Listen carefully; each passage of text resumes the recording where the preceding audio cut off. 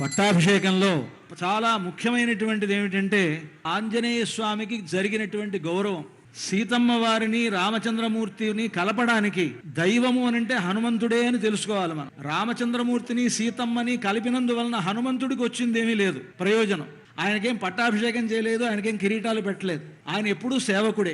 అందుకని పెద్దవాళ్ళు అంటారు, నిజానికి పట్టాభిషేకం రాముడికి కాదండి జరిగింది, హనుమంతుడికి అని అంటారు. ఆనాడు హనుమంతుడు ఎదురుగా కూర్చొని ఉంటే ఇంద్రుడు వాయుదేవుని ద్వారా ముత్యాల మాలను పంపించట పట్టాభిషేక సమయంలో. అది రాముడు వేసుకున్నాడు. వేసుకున్న తర్వాత తన మెళ్ళలో వేసుకున్నటువంటి ఆ ముత్యాల హారాన్ని తనకు చాలా ప్రియతమురాలైనటువంటి సీతమ్మ వారి మెడలో వేశాడు రామచంద్రమూర్తి. రాముడు ప్రేమగా తన మెడలో వేసినటువంటి ఆ హారాన్ని అవముచ్యాత్మనః కంఠాత్ హారం జనకనందిని అని తన మెడలో రాముడు వేయగానే సీతమ్మ వారు కూడా నెమ్మదిగా ఇలా తీసిందిట.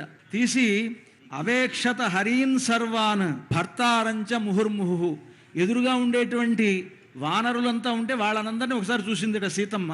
చూసి రాముడి వైపు చూసిందిట. చూడగానే రాముడు తామింగితజ్ఞ సంప్రేక్ష్య బభాషే జనకాత్మజాం, సీతమ్మ వారి మనస్సులో ఉండేటువంటి భావాన్ని తెలిసినవాడు గనుక సీతమ్మ వారితో అన్నట్టు రామచంద్రమూర్తి, ప్రదేహి సుభగే హారం యస్య తుష్టాసి భామిని, నీకు ఎవరంతే ఇష్టమో నీ మెడలోంచి తీసినటువంటి హారాన్ని అతనికి వేయి అన్నాడు రాముడు.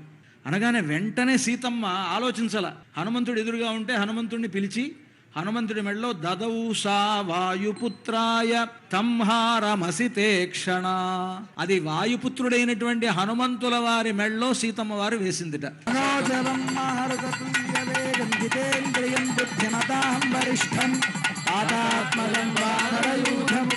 శ్రీరామదూతం శిరసా